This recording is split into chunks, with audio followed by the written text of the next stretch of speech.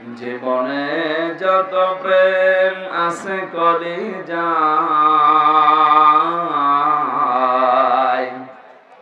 নবীজির তরে সবটুকু দিয়ে দেব তাই। বিনিময়ে শাফাত যদি তার পাই,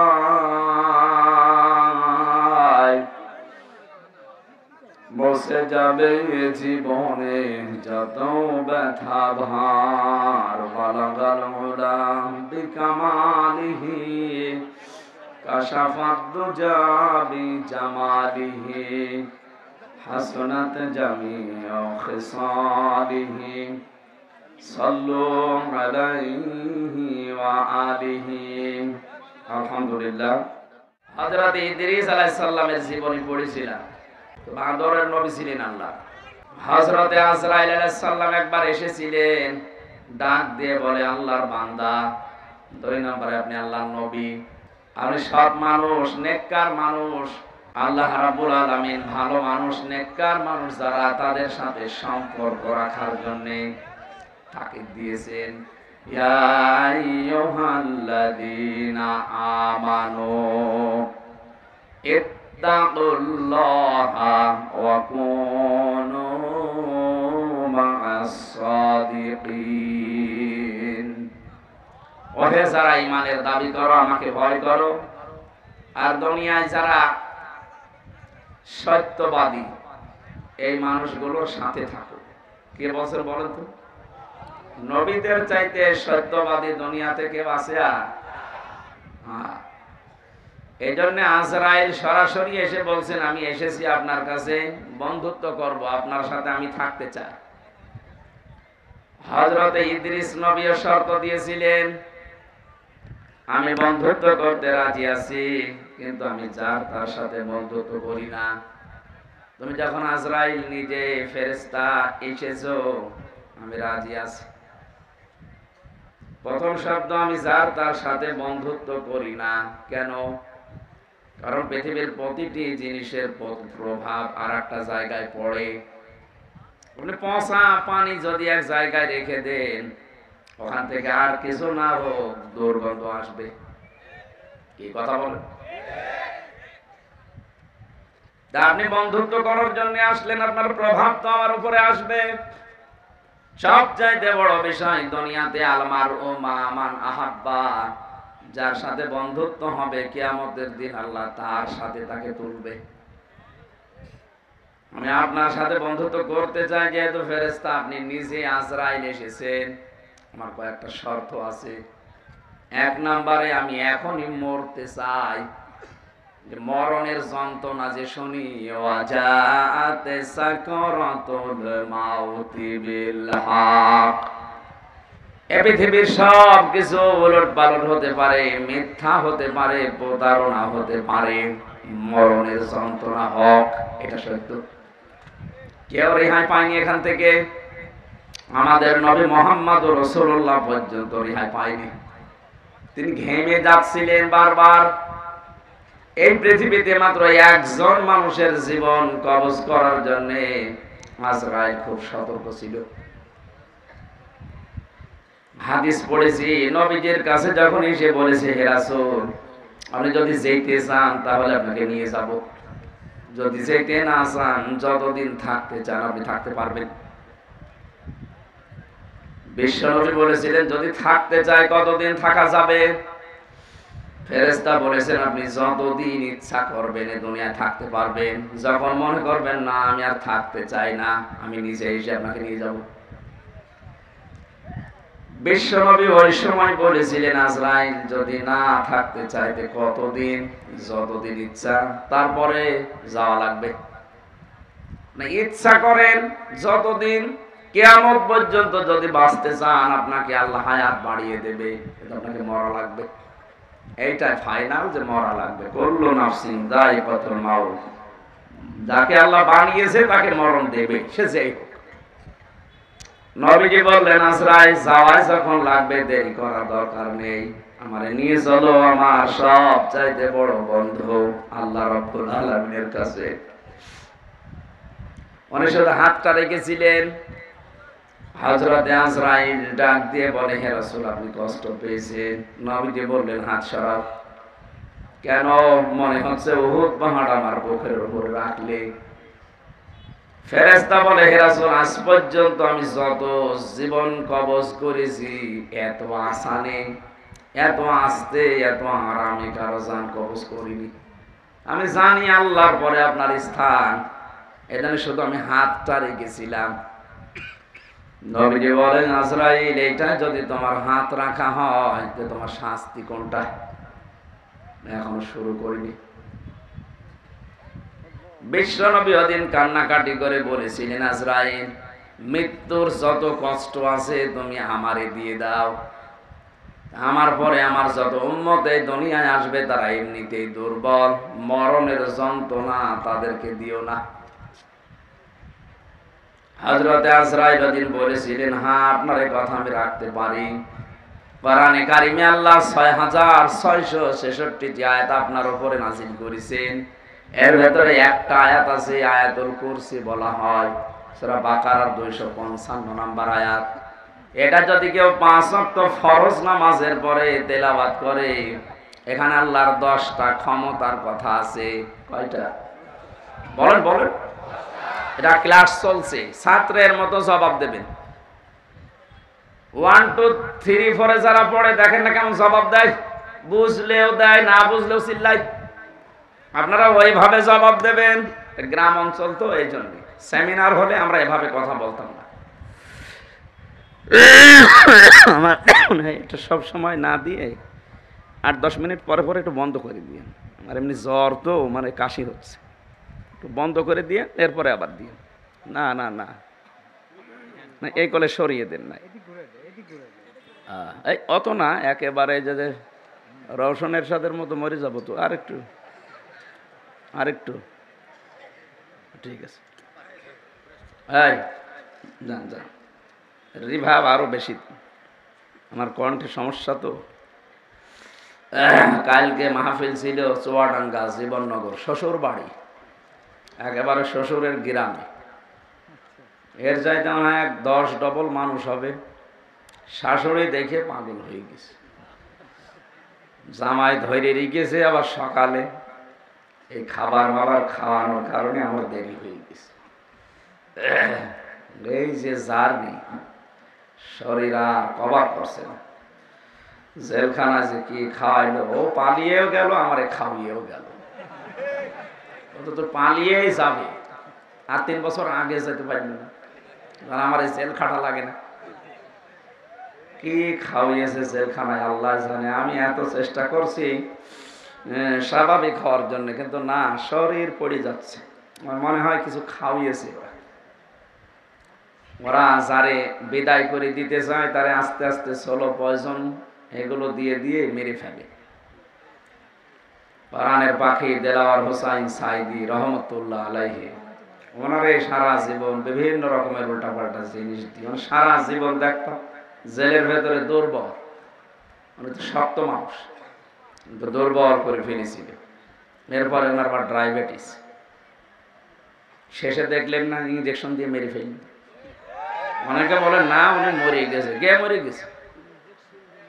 10 মিনিট ওনার সাথে আমি ছিলাম, এমনি এমনি মরে না। হ্যাঁ, যদিও সারা জীবনে তার দোয়া ছিল, আল্লাহুম্মা ইন্নী আসআলুকা শাহাদাতান ফি সাবিলিক, হে আল্লাহ তুমি যাই করো আমাকে শাহাদতের মরণ দিও। এই কারণে জালেমদের হাতে আল্লাহ তাকে শাহাদতের মরণ দিয়েছে, আর যাকে তাকে আল্লাহ শহীদের মরণ দেয় না, কারণ এটা অনেক দামি জিনিস। শহীদ এ শব্দটা শুনতে ছোট, কিন্তু এত দামি এটা। যারা শহীদ হয় তারা মরে না। আলা তাহসাবান্নাল্লাযীনা কুতিলু ফি সাবিলিল্লাহি আমওয়াতা বাল আহয়াউন ইনদা রাব্বিহিম ইরযাকুন, সূরা আলে ইমরান 169 নম্বর আয়াত। আল্লাহ তাআলা বলেন, হে নবী, যে মানুষগুলো শহীদ হয় এদেরকে আপনি বলবেন না যে মরে গেছে, এমনকি ধারণাও করবেন না। এক জায়গায় আছে ওয়ালা তাকুলু লিমা ইয়ুকতালু, আর এক জায়গায় আছে ওয়ালা তাহসাবান্নাল্লাযীনা কুতিলু। মুখ দিয়ে তো বলবেন না, অন্তরে ধারণাও করবেন না যে যারা শহীদ হয়েছে এরা মরে গেছে। না, মরে গেছে তো ওই মানুষটা যে মানুষটা জুলুম অত্যাচার নির্যাতনের মাস্টার মাইন্ড ছিল, এরা মরে যায়। কিন্তু শাহাদতের মরণ পেলে মানুষ মরে না, এরা জীবিত থাকে এবং আল্লাহ নিজে তাদেরকে কুদরতের হাতে খাবার খাওয়ায়। সুবহানাল্লাহ। উনি যদি সত্যিই মারা যেতেন, এই যে আমার পাশে যারা মুরব্বী বসে আছে, এই মানুষগুলোর ঈমান অবশ্যই আছে। কিছু না থাক আল্লাহ একজন আসে, বিশ্বাস নেই? এখন যদি এই বিশ্বাসের উপরে মরে যায়, কবরে থাকবে, ঘুমিয়ে থাকবে, এতটুকু শেষ। এই কথা বলেন মানে, হ্যাঁ? এরপরে 5-7 মিনিট পরে প্রশ্ন করবে, যদি বলতে না পারেন এই জায়গায় এসে কানের নিচে দেবে একটা, আর কি মারা করে নিয়ে এসেছে নাকি? উনি যদি এই অবস্থায় ঈমান নিয়ে মারা যেতে পারে, কবরে শুয়ে থাকবে, মাম বাআসনা মিন মারকাদিনা হাযা মা ওয়াদার রহমান ওয়া সাদাকাল মুরসালুন। কিয়ামতে যেদিন সিংহায় ফুৎকার দেওয়া হবে, ফাইদা নুফিখা ফিস-সূর, ওই ফুৎকারের সঙ্গে সঙ্গে উনি চোখ মুখ ডলতে ডলতে উঠবে আর ধমক দেবে, আমারে জাগালেন কেন? আমি তো ঘুমিয়েছিলাম। মনে হচ্ছে কেবল 8-10 মিনিট আগে ঘুমিয়েছে, অথচ কোটি কোটি বছর জীবন থেকে আল্লাহ পার করে দিয়েছেন।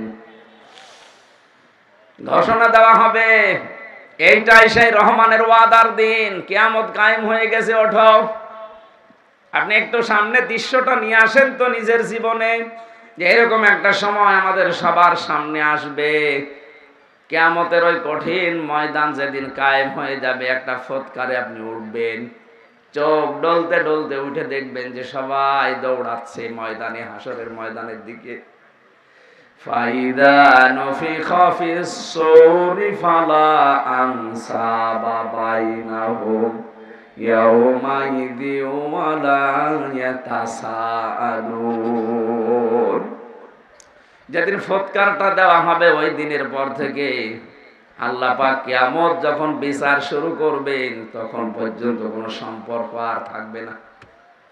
যত রকমের সম্পর্ক দুনিয়া আপনার ছিল, রক্তের বলেন, আত্মীয়তার বলেন, দলীয় বলেন, পৃথিবীর বিভিন্ন সম্পর্ক আমাদের সাথে আছে, এমনকি প্রেমিক প্রেমিকার সম্পর্ক থাকবে না। অনেকে দেখে মাথায় হাত দিয়ে বলে, আল্লাহর কসম করে বলো যে আমারে ভুলে যাবা না। কিসের ভুলে যাবা না?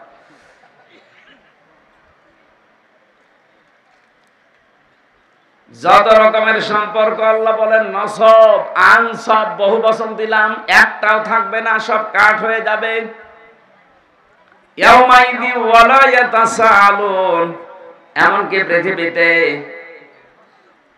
যে মানুষগুলো একে অন্যের কাছে কিছু আশা করে, চায়, এরকম কোন মানুষ দেখলেই তাড়াতাড়ি দৌড়াবে, ওর কাছে কোনো কিছু জিজ্ঞাসা করার সুযোগ দেবে না।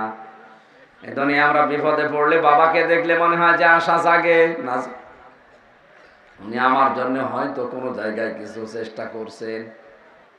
আল্লাহর কসম, কোরআনে কারীম সূরা মুমিনুনের ভেতরে আল্লাহ এটা জানিয়েছেন, সিংহায় ফুৎকার দিলেই ওই বাবা পর্যন্ত মনে করবে হয় আমার কাছে আসতে পারে, এজন্য ও দৌড়াবে। কি করবে? ন্যাংরা মানুষ যেভাবে দৌড়ায় ওইভাবে না।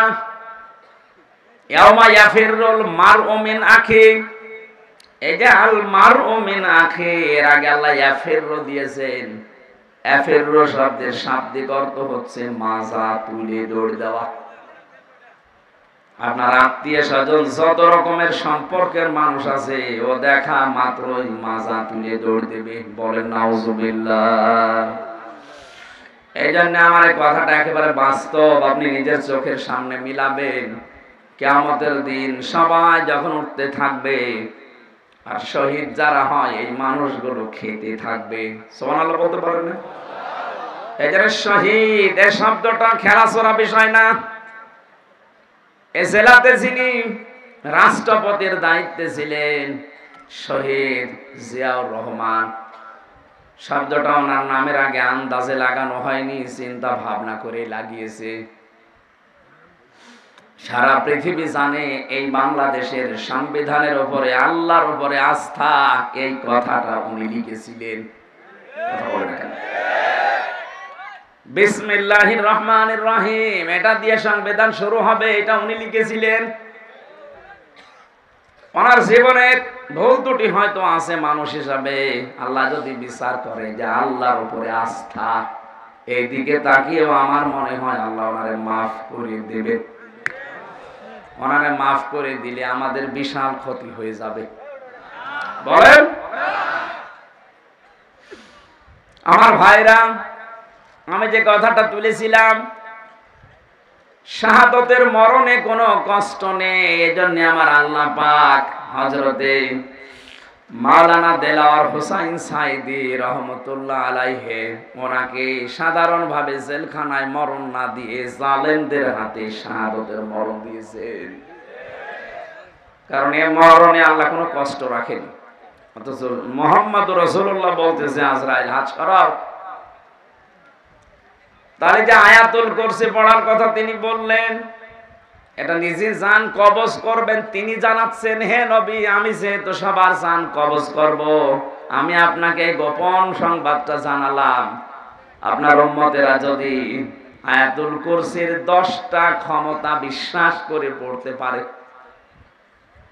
অনেকের মনে আশা জেগেছে যে আমি আয়াতুল কুরসি পড়ি। আরে ভাই না, এর ভেতরে 10টা জিনিস আল্লাহ সাজিয়ে দিয়েছেন। এই 10টা জিনিস আপনার প্র্যাকটিক্যাল লাইফে, আপনার বাস্তব জীবনে এটা থাকা লাগবে। আপনি আন্দাজে পড়ে গেলেন, একটাও আপনার জীবনে নেই না, ওইরকম আয়াতুল কুরসিতে হবে না। আমি বহু হিন্দুর সাথে মিশে দেখেছি, আমার রিমান্ডে অনেক হিন্দু অফিসার পেয়েছি। আমার আর কোরআনে কারিমে কেমন আয়াত, তো আমার মনে হয় আমার চাইতে ওর কোরআন বেশি জানা আছে। এমন এমন আয়াত রাতের বেলা যখন পাহারা দিত ওই রিমান্ডে, এমন এমন আয়াত এসে পড়তো, কি গো নাম মনে হচ্ছে উল্টা পাল্টা, সুব্রত বালা, দেবদুলাল, মোহন কুমার, এর নাম তো সব মুসলমানের। এরা পাহারা দিত কিন্তু আয়াত পড়তো কোরআন শরীফের। ইয়া আইয়ুহাল্লাযীনা আমানু ইন্না মিন আজওয়াজিকুম ওয়া আওলাদিকুম আদুওয়াল লাকুম ফাহযারুহুম। কিভাবে পড়েন? যে কোরআন শরীফ আমাদের আয়াত তো আছে, যে যে বিষয়ের আয়াতগুলো আছে 8টা 10টা 15 20টা করে আয়াত মুখস্থ করে রিমান্ডে আমারে প্রশ্ন করতে, আমার এই ওয়াজ নিয়ে যে আপনি এই ওয়াজ করেছেন এই আয়াতের সাথে, হ্যাঁ আপনি কেন এই জায়গায় এই কথা ঢোকালেন? বদরের ময়দানে এখানে 14 জন শহীদ হয়েছে, 14 জন কাফের মারা গেছে। আপনি এই জায়গায় তথ্যটা আগে না বলি পরে বললেন কেন? এগুলো ওরা আয়ত্ত করে নিয়েছে। কেন? ও মানুষগুলো দেখতাম মাঝে মাঝে আল্লাহর ভুল ধরত, আমাদের রিমান্ডে প্রশ্ন করে আর আল্লাহর ভুল ধরে, আল্লাহর এই কাজটা ঠিক হয়। হ্যাঁ, আপনার কাছে পরামর্শ নিয়ে আল্লাহ কাজ করার দরকার। শয়তান। সব চাইতে বেশি পেয়েছিলাম ওই যে মাটির নিচে আয়না ঘর, যেটা রিমান্ডে ওখানে নিয়ে যখন রেখে পাহারা দিত, রাত 12টার সময় একদল আসতো, অধিকাংশ হিন্দু, এসে কোরআনে কারিমের এমন এমন আয়াত থেকে প্রশ্ন জিজ্ঞাসা করে, আর ওই 1.5 মিনিট 2 মিনিট ভিডিও শোনায়। দেখেন তো এটা আপনার নাকি? হ্যাঁ। কোথায় বলেছিলেন? চুয়াডাঙ্গায়। এইটা কোথায়? কুষ্টিয়ায়। এইটা নাটোরে। আমি বললাম যে 1.5 ঘন্টা কথা বলি আমি, এর আগে নেই পরে নেই, 1.5 মিনিট 2 মিনিট কোথা থেকে পান? বলে আমরা সারাদিন বসে বসে শুনি আর দেখি কোন জায়গায় হাত লাগানো যায়। হাত লাগাবেন, হাত লাগাতে হলে আমার চাইতে আপনার আয়ত্ত বেশি থাকা লাগবে। কথা বলে না কেন? কেউ যদি ভুল ধরতে চায়, আমার আজকের আয়াতের তাফসিরে আমার কোরআনের উপরে মাস্টার্স করা আছে। আমার মতো যারা করেছেন লেখাপড়া, তার উপরে পড়াশোনা করা লাগবে। একটা ইঞ্জিনিয়ার পাশ করে 10 তলা বিল্ডিং এর প্ল্যান দিয়েছে, আর এই যে দোকানে চা খালাম, ওর যে হাল হকিকত দেখি আসলাম, ওই লোক এসে যদি বল না এ প্ল্যানে ভুল হয়েছে, ওর দাঁত মুখ ফেলে ফেলার দরকার না। এই লোকটা অনার্স মাস্টার্স করেছে এই বিষয়ের উপরে, এতদিন লেখাপড়া করছে, 16 বছর পড়া লাগে, 16 থেকে 18 বছর। একটা প্ল্যান দিল আর আপনি চার দোকানদারি করছেন, লবণ ঠিক মতো দিতে পারেন না, মিষ্টি ঠিক মতো দিতে পারেন না, আর আপনি ভুল ধরছেন এই প্ল্যানে। আমার যে মানুষগুলো ভুল ধরছে অবস্থা কিন্তু ওদের ওই রকমই ছিল। ওরা কিছু কিছু সাবজেক্টের উপরে আয়াতগুলো হাদিসগুলো আয়ত্ত করে কি করে ভুল ধরা যায় সেই চিন্তা ছিল। এভাবে যদি 16 বছর 18 বছর কোরআনের উপরে পড়াশোনা করে ভুল ধরা লাগতো তাহলে আর ভুল ধরতো না, এমনকি আল্লাহরও ভুল ধরে। আমি আকিজ গ্রুপে চাকরি করতাম ওই সময়, তাদের খতিব ছিলাম। আপনারা অনেকে জানেন না, আকিজের বড় ছেলে যিনি এখন ডাক্তার মহিউদ্দিন, ওনার 4টা স্ত্রী। 4 বিয়ে করা তো জায়েজ নেই, দেখেছেন? একটা জায়েজ জিনিস হালাল, এটা নিয়ে কত সমস্যা, কেউ ভয়ে কথা বলছে না। আরে আশ্চর্য রে! আল্লাহ তাআলা কোরআনে কারিমে বিয়ের কথা শুরু করেছেন 2 বউ দিয়ে, ফানকিহু, নিকাহ করো, বিবাহ করো। কয়টা? মাসনা 2টা, সুলাসা 3টা, রুবা 4টা। আল্লাহ কি 1 দিয়ে শুরু করেছেন না 2 দিয়ে? তাহলে বউ 2টা থাকলেই ভালো। যদিও আমাদের এই দেশের সামাজিক পারিবারিক যে অবস্থা, এটা এই দেশের মানুষ মেনে নেয় না। আমি বিশ্বের বহু মুসলিম দেশে ঘুরেছি, ওই সমস্ত দেশে শরীর চলে না 3-4টে বউ। হ্যাঁ, আমি যে ড্রাইভার নিয়ে যেতাম মদিনায়, ও আমার চাইতেও চিকন, ঠেলা দিলে পড়ে যাবে, গাড়ি চালায়। গাড়ি চালিয়ে আমরা 4 বউ, আর আমি আপনাকে ভাড়া করছি আমার 1 বউ। আপনাদের দেশের, ওনার ভাষা দিয়ে আমার বলছিল আপনার দেশে ওই চলে, আমাদের এই দেশে এরকম। তা আমি ওনারে যে জিজ্ঞাসা করলাম যে ভাই আপনি একটা হিন্দু মানুষ, আপনি ভুল ধরলেন আমার স্যারের যে উনি 4 বিয়ে করেছে। উনি আমারে লজিক দিচ্ছে যে একটা পুরুষ মানুষ যদি 4টা বিয়ে করতে পারে, একটা মহিলা কেন 4 বিয়ে করতে পারবে না? মহিলা পারবে না কারণ এক মহিলার পেটে যদি 4 জনের বীর্য যায় আর সন্তান যদি হয়, তো কারে বাপ বলে ডাকবে? এটা তো আমি বললাম, আমার জবাব দিচ্ছে আর একটা, হ্যাঁ বাপ বলে ডাকারও সিস্টেম আছে, সন্তান হবার পরে ডিএনএ টেস্ট করবে।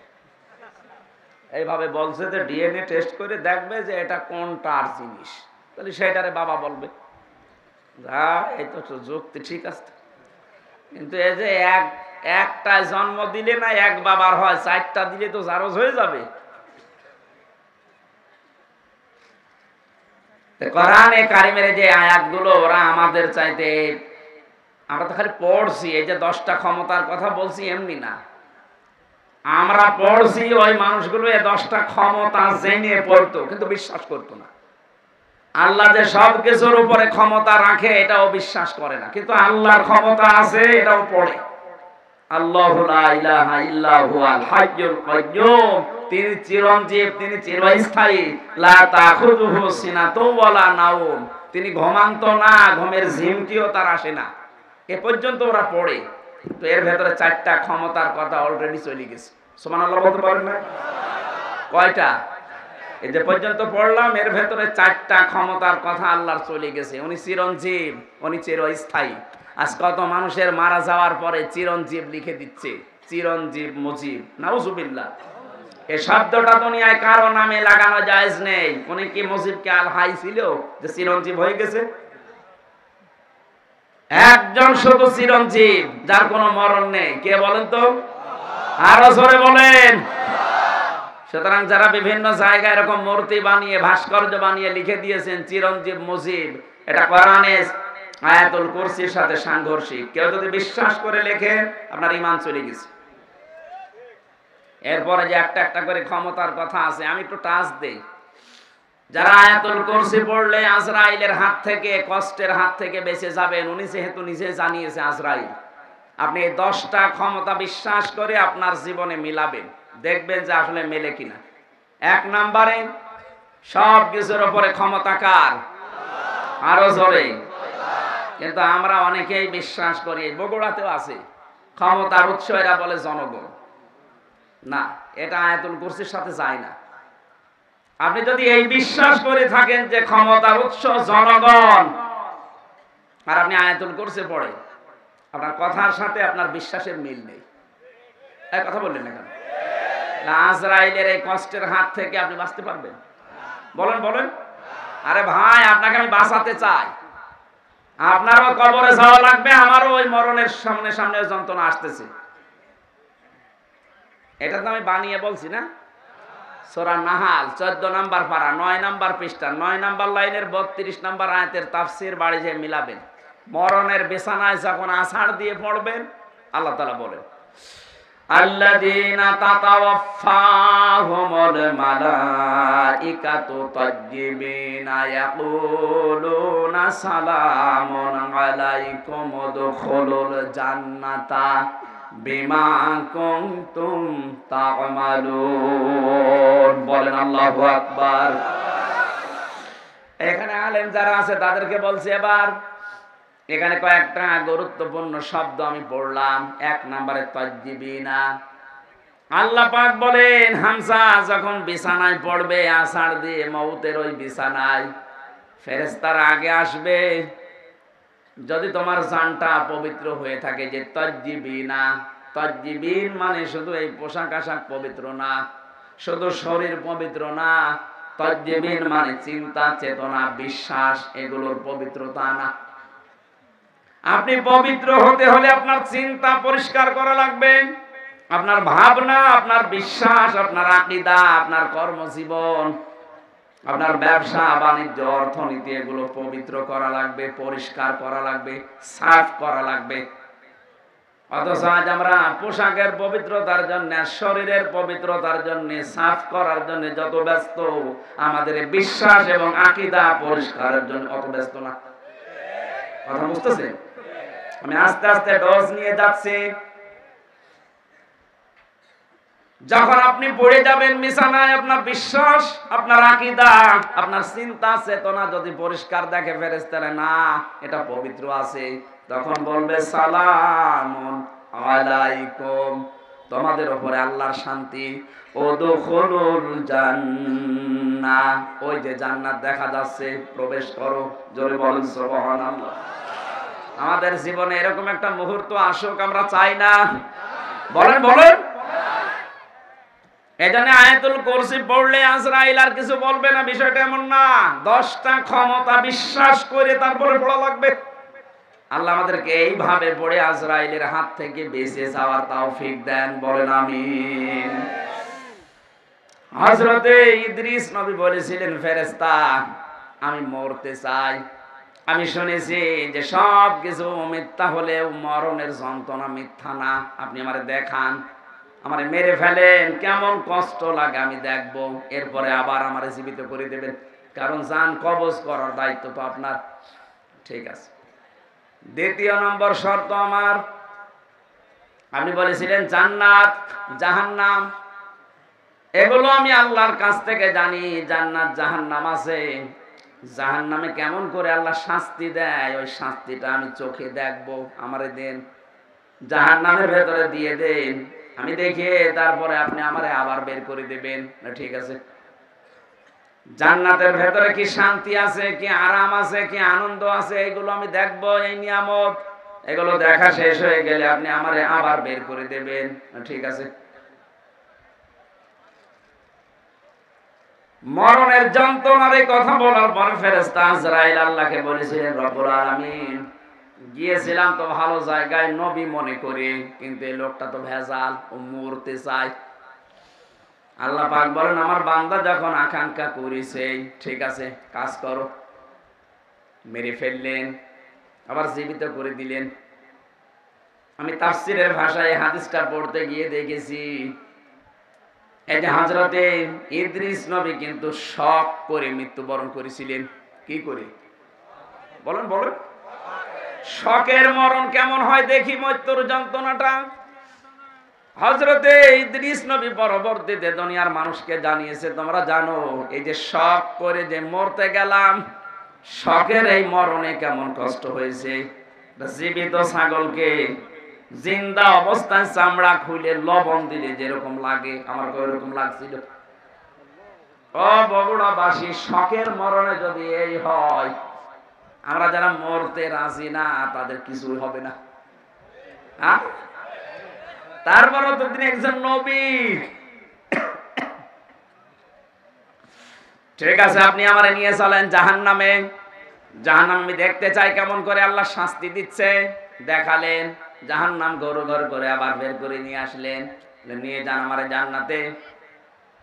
জান্নাতের ভেতরে প্রবেশ করিয়ে সব দেখাচ্ছে, সব শেষ হয়ে গেছে। বলছে কি এবার চলেন। হযরত ইদ্রিস নবী ডাক দিয়ে বলে, আল্লাহর ফেরেশতা চলে যাও। আমি যাব না। কেন? কারণ আমি আল্লাহর বাণী এটা জানি, খালিদিনা ফিহা লা ইয়াবগুনা মানহা হিওয়ালা। কোন মানুষ যদি জান্নাতে একবার যেতে পারে, আল্লাহ কোনদিন তাকে বের করে দেবে না, আর সে বের হতেও চাইবে না। আল্লাহ যখন বলেছে যে বের করে দেবে না, আমি তো চাই না বের হতে, তুমি ডিস্টার্ব করো কেন? চলে যাও। আজরাইল আলাইহিস সালাম বলছে, আল্লাহ তোমার নবী ইদ্রিস তো খুব চালাক। আল্লাহ বলেন ফিরে আসো, আমার নবী ইদ্রিসের কপালে আমি এইটাই লিখেছিলাম। বলেন সুবহানাল্লাহ। আমি শুধু আলহামদুলিল্লাহ সুবহানাল্লাহ বলার জন্য আপনাকে এখানে বসিয়ে রেখেছি তা না। এখানে শিক্ষা কি পেলাম? হযরত ইদ্রিস নবী কিন্তু যে কোনো কায়দায় জান্নাতে গেছে। কথা বলে না কেন? ওনাকে আল্লাহ বের করে দিয়েছে, আর উনি বের হতে চাচ্ছে। নবীজির কথা অনুযায়ী এটা যদি জান্নাতের বাগান হয়, বিশ্বাস আমাদের আছে না নেই? তাহলে এখান থেকে আমার আল্লাহ আপনাকে বের করে দিচ্ছে, আপনি বের হয়ে যাবেন। এখন যেটা চলে যাবে মনে হবে ও জান্নাত ভালো লাগছে না, এবার যান চলে যান। ওই যে চলে যাচ্ছে, আপনি জাহান্নামে যাবেন, জান্নাত ভালো লাগছে না, চলে যান। যারা এই ময়দানে এসে সত্যি জান্নাত মনে করে আমরা বসে আছি, যদিও জান্নাতের ভেতরে এরকম পচা লাইট থাকবে না। এরকম লাইট থাকবে, কয়েকটা সামিয়ানা দিয়ে ঘিরে দেবে নাকি? হাদিস হচ্ছে যাকে সর্বনিম্ন জান্নাত দেওয়া হবে তামাম দুনিয়ার 10 দুনিয়ার সমান। আর যারা জমি জায়গা হয় না, খালি মানুষের আত্মসাৎ করে, তাদের কত জমি লাগবে, এরকম দুনিয়া 10টা বানিয়ে দেবে। জোরে বলেন আল্লাহু আকবার। এই জন্য আল্লাহ রসুলের প্রতি যাদের বিশ্বাস আছে, এ দুনিয়া তাদের কাছে তুচ্ছ মনে হয়। আমরা হয়তো ওই পর্যায়ে পৌঁছাতে পারিনি, তাই যারা হালকা পাতলাও পৌঁছিয়ে গেছে, শুধু বাংলাদেশ না তামাম দুনিয়াও তার কাছে মশার ঠ্যাঙের মতো মনে হয়। কারণ তামাম দুনিয়া না, এরকম 10টা দুনিয়া আল্লাহ তার ইমানের কারণে তাকে জান্নাতে দান করবে। আল্লাহ যেন আমাদের এরকম একটা পরিবেশ দেয়। বলেন আমিন। দরুদ আর সালাম পাঠ করার মাধ্যমে আমরা কোরআনে কারিমের একটা আয়াত পড়েছি, সূরা নিসা। কোন সূরা? আজকের আলোচনার বিষয় হচ্ছে অধিকার। এই জিনিস থেকে আমরা প্রায় 53 বছরই কম বেশি বঞ্চিত আছি। অধিকার থেকে আমরা বঞ্চিত না? হযরত মুআজ ইবনে জাবাল রাদিয়াল্লাহু তাআলা আনহু ইয়ামেনের গভর্নর হয়ে তাকে যখন আল্লাহর নবী পাঠাচ্ছিলেন, ডাক দিয়ে বললেন, মুআজ, আল্লাহর উপরে তোমার যে অধিকার, তোমার উপরে যে আল্লাহর অধিকার তুমি কি জানো? বলছে না। আপনি ভালো জানেন। নবীজি বললেন, তোমার উপরে আল্লাহর হক হচ্ছে তুমি আল্লাহর একনিষ্ঠভাবে গোলামি করবে, ইবাদত করবে। আর আল্লাহ পাক তোমার উপরে, তোমার আল্লাহর উপরে হক হচ্ছে আল্লাহ পাক দয়া করে তোমারে মাফ করে জান্নাতে দিয়ে দেবে। এজন্য আমার উপরে আল্লাহর কিছু হক আছে। মাওলানা আব্দুল বারী সাহেব বলে, হয়তো আমি একটু আঁচ পেয়েছিলাম, তো ঘুমিয়েছিলাম, যখন উঠলাম দেখলাম এই আয়াতগুলো পড়ছিল।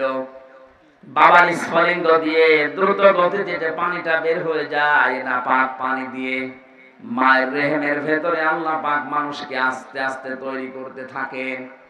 সুম্মা খালাকনান নুতফাতা আলাকাতান ফাখালাকনাল আলাকাতা মুদগাতান ফাখালাকনাল মুদগাতা ইযামা ফাকাসাউনাল ইযামা লাহমা। জয় বলেন সুবহানাল্লাহ। আল্লাহ পাক বলেন, এই যে নতফা, মুদগা, আলাক আস্তে আস্তে করে রূপান্তর করে 40 দিনে 40 দিনে 40 দিনে। আলাক শব্দের শাব্দিক অর্থ হচ্ছে যোগ। কি বললাম? এই যে পানির নিচে যেগুলো থাকে মানুষের শরীরের সাথে লেগে যায়, মায়ের জরায়ের ভেতরে দেওয়ালের সাথে ঠিক 40 দিন আমরা এইভাবে জোকের মতো ঝুলিয়েছিলাম। এখান থেকে আস্তে আস্তে চর্বি, চামড়া, গোশত এগুলো দিয়ে দিয়ে আমার আল্লাহ মানুষ বানিয়েছেন।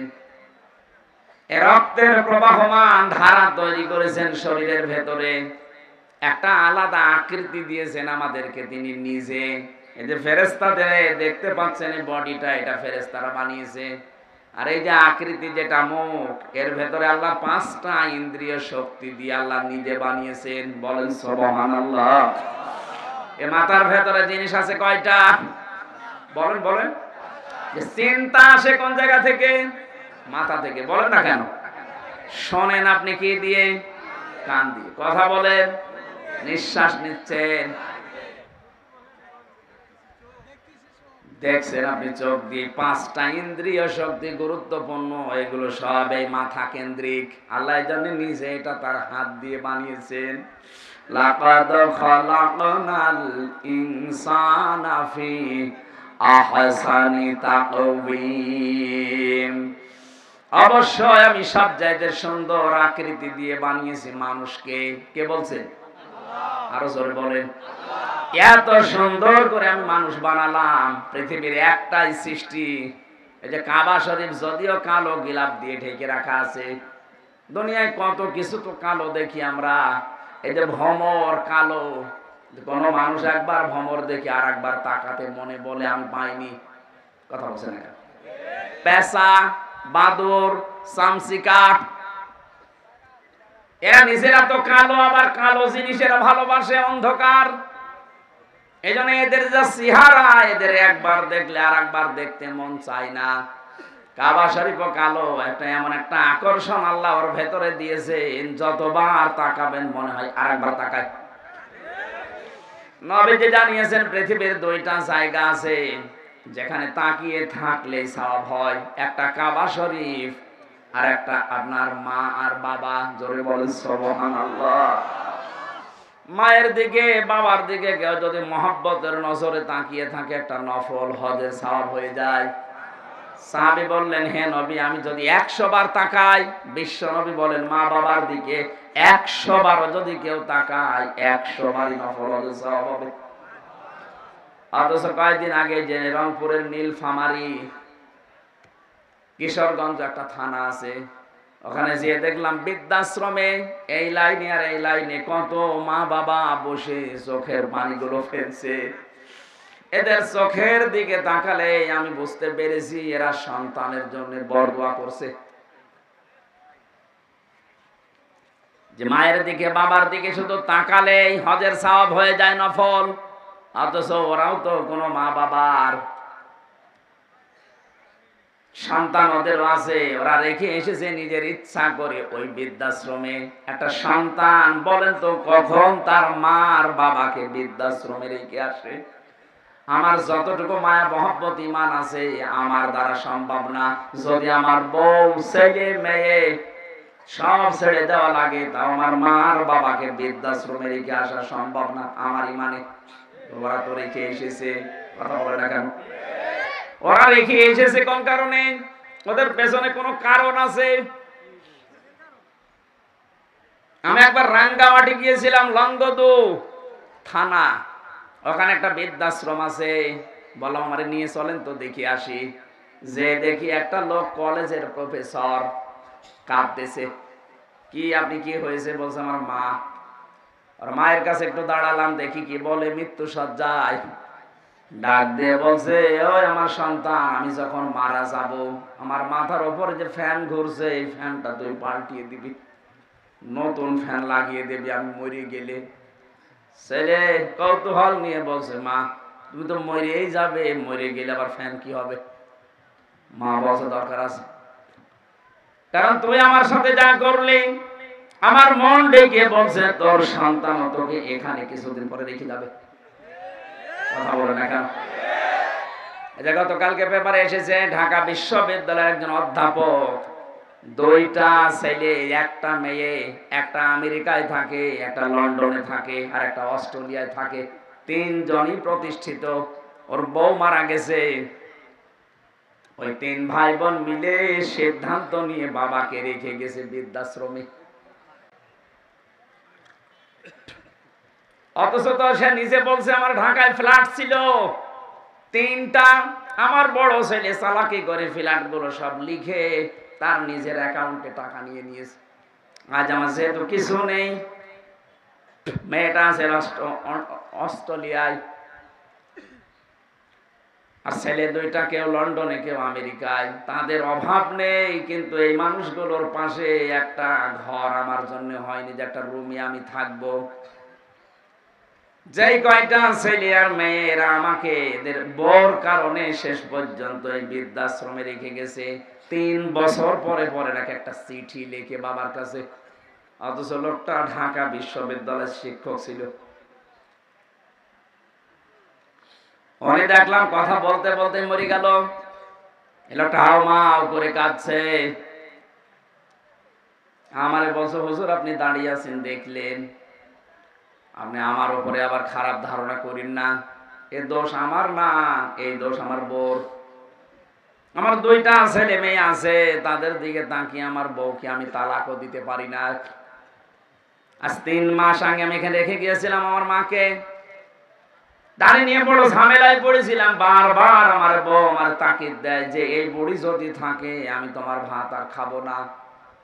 কি করবো, ছেলে মেয়ের দিকে তাকিয়ে বাধ্য হয়ে মাকে রেখে গিয়েছিলাম এখানে। বাবা আমার ওই ছোটবেলায় মারা গেছে, আমি একটা কলেজের অধ্যাপক, অথচ এখন কি হয়ে গেল দুনিয়া থেকে আমার আর নাম ধরে ডাকার মতো কেউ নেই।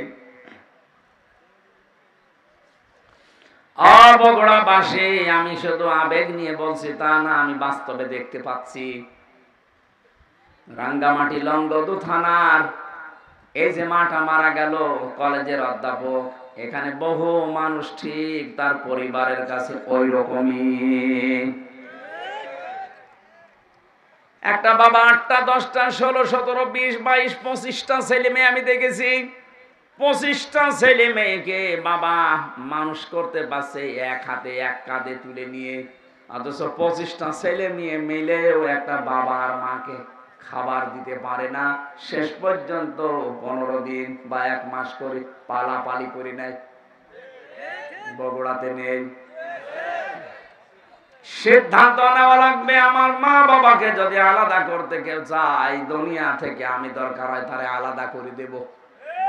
সম্মানিতা মা বোনেরা, আমি নিজে স্বামী, আল্লাহর কসম করে বলছি, আমি সহ যত স্বামী এখানে বসে আছে, কোন স্বামী কিন্তু মন থেকে চাই না যে আমার বিয়ের পরে আমার মা বাবা আলাদা হয়ে যাক। না, আমি যা খাবো আমার মা বাবা তাই খাক, আমি না খেয়ে থাকলে ওরা না খেয়ে থাক, তারা আমার সাথে থাক। কথা বলে না কেন? এই পরিবেশটা আমরা অনেক জায়গায় দেখছি নষ্ট হয়ে গেছে। বিয়ে করা কিছুদিন পরেই সন্তান আর পেরে ওঠে না, শেষ পর্যন্ত এই মা বাবাকে হয় আলাদা করে দেয়, না বৃদ্ধাশ্রমে দিয়ে দেয়। কথা বলে ঠিক কিনা? এই ছেলেটার পেছনে যে সবচাইতে বেশি ভূমিকা পালন করেছে এটা তার বউ, আর এই বউকে কোট বুদ্ধি দেয় ওখান থেকে এই বউর মা আর ওর বড় বোন, ওখান থেকে খালি ইনজেকশন পাঠায়। ওই আর কতদিন থাকবে একসাথে, আলাদা হয়ে যা, আরামে খেতে পারবি। আমি কি বেশি বলে ফেললাম?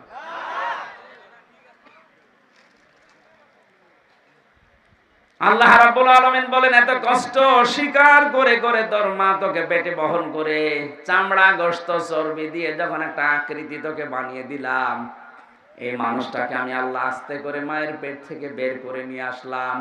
আল্লাহু আখরাজাকুম মিন বুতুনি উম্মাহাতিকুম,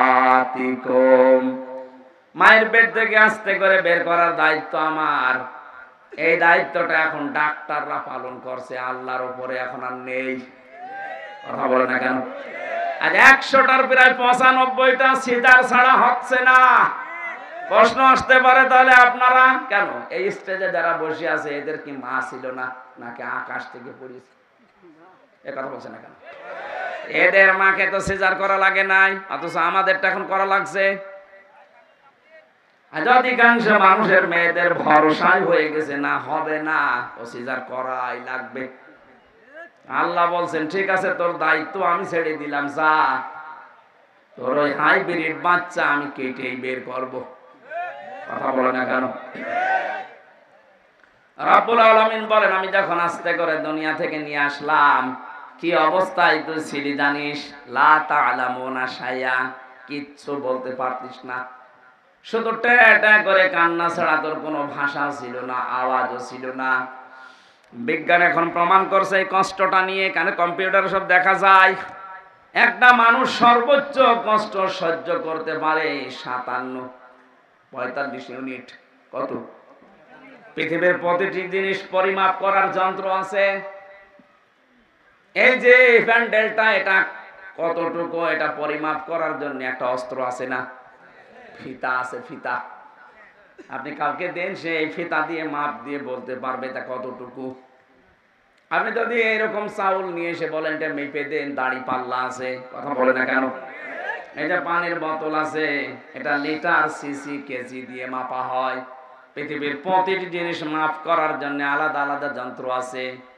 আল্লাহ পাক বলেন তোর মা তোকে দুনিয়ায় আনতে যে কষ্টটা পেয়েছে, ডেলিভারির কষ্ট, এইটার জন্য একটা পরিমাপের যন্ত্র আছে।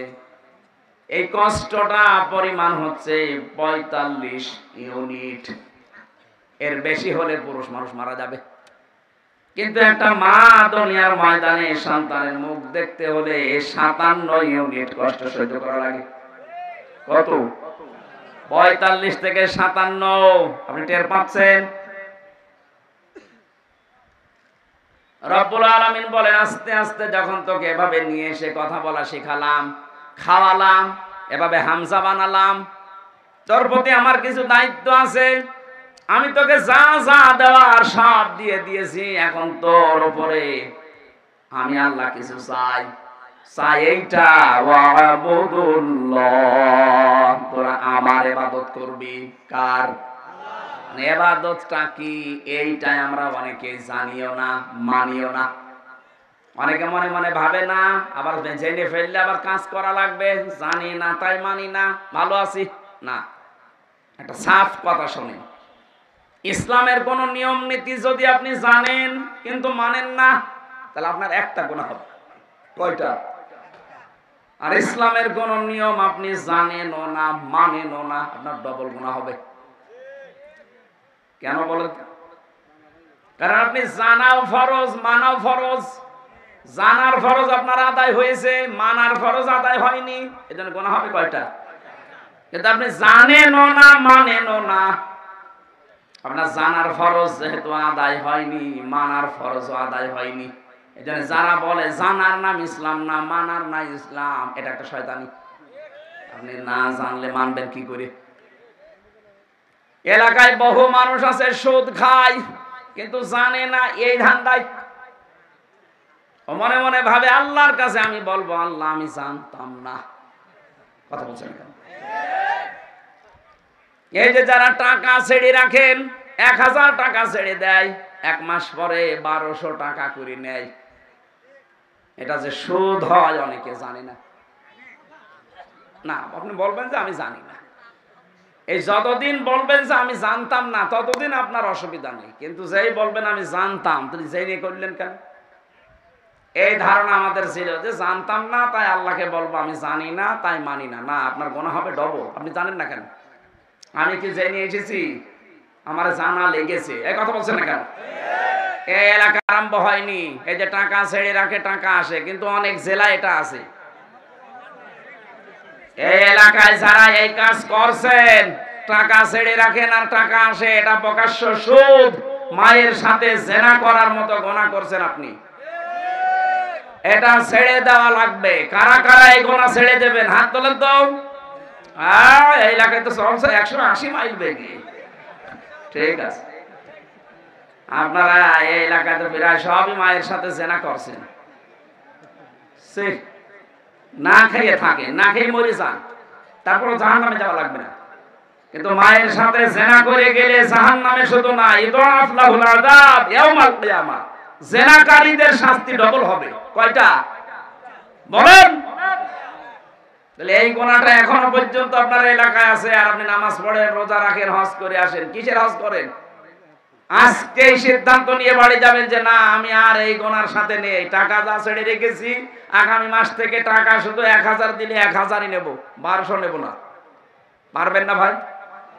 এটা যদি আপনি নাই পারেন তো কেন কষ্ট করে রাতের বেলা বসে আছেন? আপনি বাড়ি যেয়ে ঘুমান আর আপনার আমল নামায় উঠতে থাক, আপনি এই জায়গায় লেখা উঠবে আপনি মায়ের সাথে জেনাকারী। বলেন নাউজুবিল্লাহ।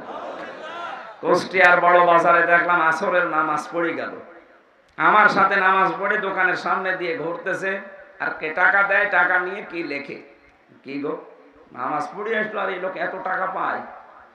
চলে যাওয়ার পরে দোকানদারকে বললাম ভাই কিসের টাকা দিলেন? হুজুর বলা যাবে না। বলা যাবে না মানে? প্রতি মাসে মাসে উনি একবার করে এখানে আসে, আল্লাহরে ওলি টাকা নিয়ে যায় আমার কাছে, 10,000 করে আমার টাকা দেয় মাসে মাসে, আর 1000-এ 100 টাকা করে বেশি। এটা কি সুদ? বলেন না কেন? এগুলো স্বর্ণের দোকানে দেখলাম বেশি দেয় ওরা।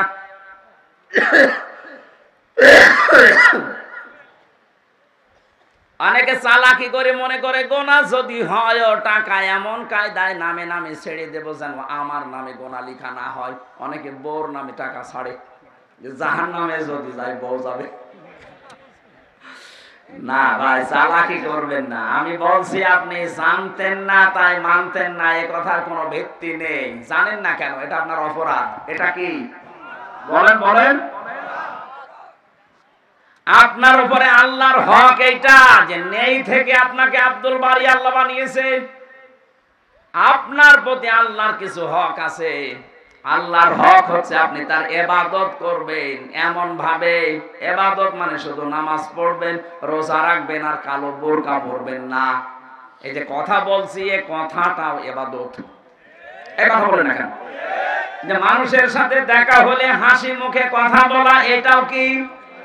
বলেন বলেন। সালাম দেয় যারা 90টা নেকি পায়, তারা প্রথমে জবাব দেয় যারা, এই মানুষটা নেকি পাবে 10টা।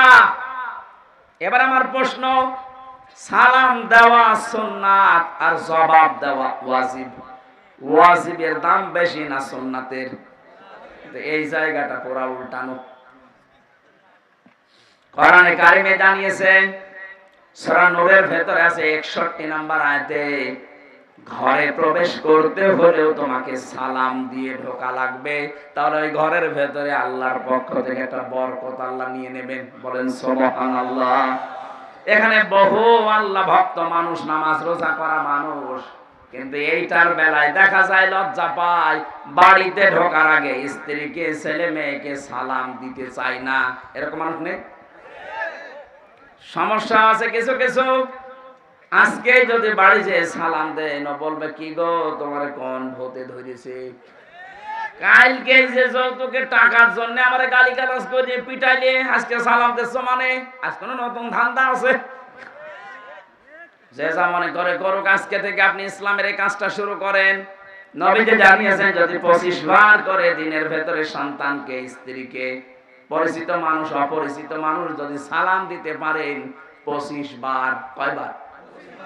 সারাদিন 24 ঘন্টার ভেতরে যদি 25 বার সালামের প্রচলন আরম্ভ করতে পারেন, আপনি শাহাদাতের মরণ পাবেন। আরো জোরে বলেন সুবহানাল্লাহ।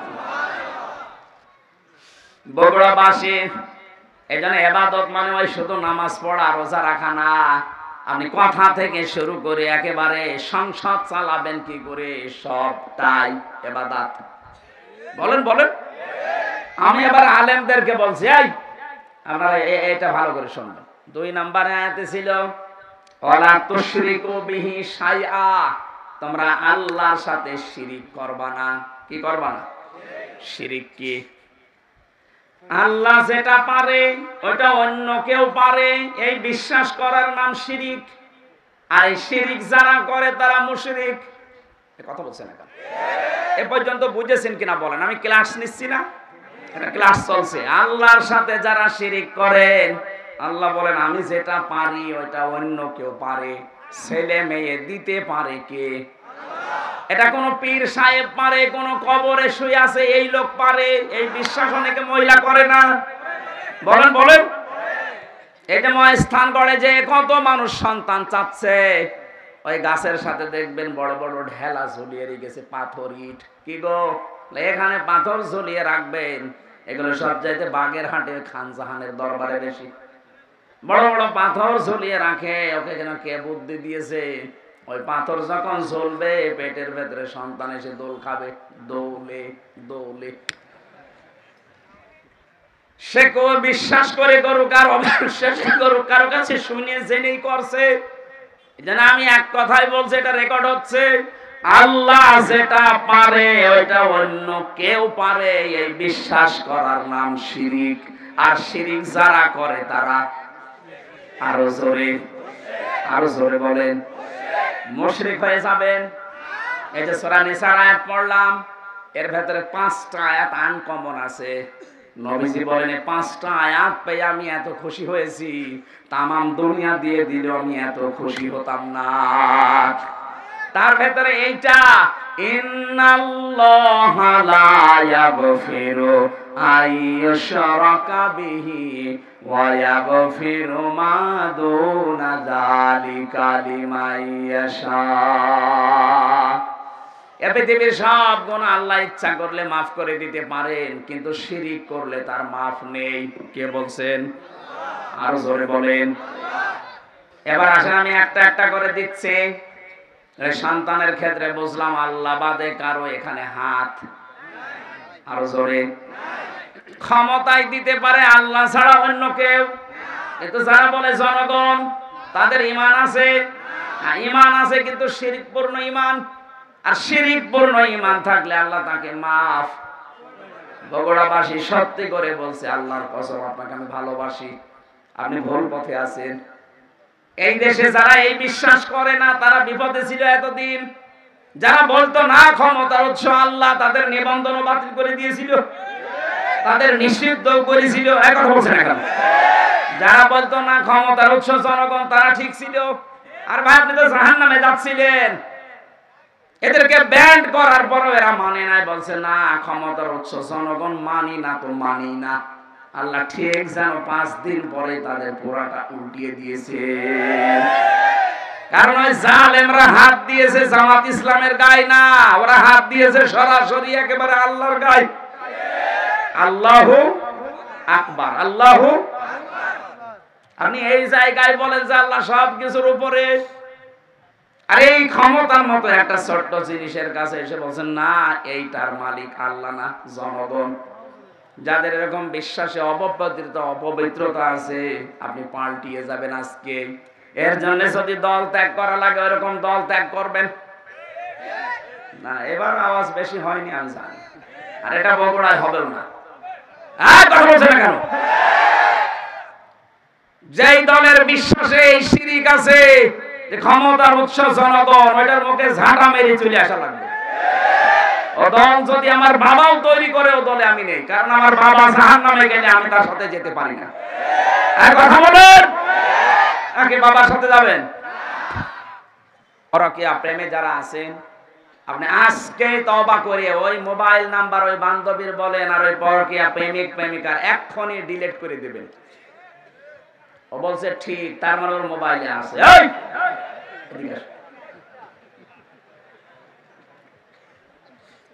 আয়াতের তৃতীয় কথা ছিল রব্বুল আলামিন বলেন, হে পৃথিবীর মানুষেরা, ওয়াল জারিদিল কুরবা ওয়াল জারিল জুনুবি ওয়াস-সাহিবি বিল জামবি ওয়াবনিস সাবিল। পৃথিবীর ময়দানে যারা আত্মীয় স্বজন আছে, প্রতিবেশী হোক আর অনাত্মীয়, তাদের সাথে মিলমিশ করে চলবা, ভালো ব্যবহার করবা। আজ হাজারো মানুষের কারণে প্রতিবেশী অশান্তিতে আছে, অথচ লোকটা নামাজ পড়ে। কথা বলে না কেন? আর প্রতিবেশী মানে আপনার বাড়ির পাশে যে আছে শুধু সে না, আপনি বাসে যাচ্ছেন বগুড়া থেকে ঢাকা পর্যন্ত, এই যে 4-5 ঘন্টা সময় লাগবে, আপনার পাশের সিটে যে আসে সে 5 ঘন্টার প্রতিবেশী। বলেন বলেন, আপনি সিট এমন ভাবে কাজ করে নিয়েছেন যে সে পা রাখবে সেই জায়গাও নেই না, আপনি প্রতিবেশীকে কষ্ট দিতে পারেন না। এত বেশি কথা জিবরাইল নবীকে প্রতিবেশী সম্পর্কে শোনাতেন। নবীজি বলেন, আমার মনে হচ্ছিল আমার জমি জায়গার ভাগ এই মিরাস এইটাও নাকি প্রতিবেশীকে দেওয়া লাগতে পারে নাকি আবার? বলেন তো, এত গুরুত্ব স্যার তাদের সাথে আজ আমাদের সম্পর্ক দা কুমড়ার। এগুলো টাউনে তো আরো বেশি, গ্রামেও আছে। মুরগিতে ধান খেয়েছে, এই নিয়ে প্রতিবেশীর সাথে গন্ডগোল। বলেন বলেন। আমার মালাকাত আইমানুকুম, সাবধান, নিজেরা অধীনস্থ যারা আছে তাদের সাথে খারাপ ব্যবহার করবা না। নবীজির জীবনের শেষ কথা দুইটা, তিনি বলেছিলেন as-সালাত as-সালাত ওয়া মা মালাকাত আইমানুকুম as-সালাত। উম্মতেরা, আমি তোমাদের রেখে গেলাম, যাই করবা করবা, নামাজ ছাড়বা না। আর অধীনস্থ যারা আছে, কাজের লোক, মেয়ে ছেলে যাই বলে, তাদের সাথে ভালো ব্যবহার করবা। নবীজির জীবনের শেষ কথা এইটা। আল্লাহ আমাদেরকে আয়াতটা বাস্তব জীবনে মেনে নেওয়ার তৌফিক দেন, বলেন আমিন।